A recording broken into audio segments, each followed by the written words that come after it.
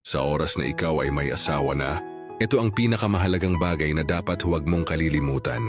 Ang iyong asawa ang dapat na pinakamataas sa lahat ng iyong inuuna at pinahahalagahan.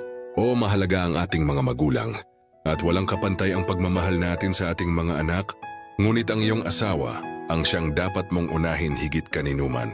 Bakit? Dahil kapag dumating ang mga oras ng iyong panghihina, kapag dumating ang mga panahong pakiramdam mo'y nag-iisa ka o may pinapasan kang mabigat, sino ba ang palaging nariyan?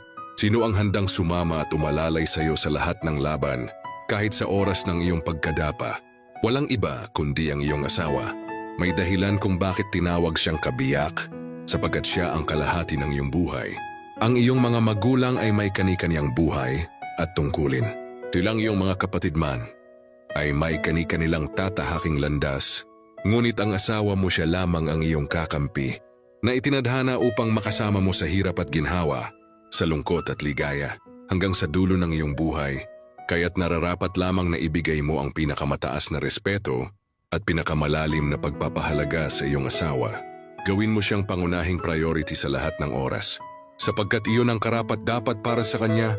At kapag natutunan mong isabuhay ang prinsipyong ito, hindi lang magiging matatag at payapa ang inyong pagsasama, kundi mababalanse mo rin ang iyong pagmamahal sa lahat ng taong pinakamahalaga sa iyo.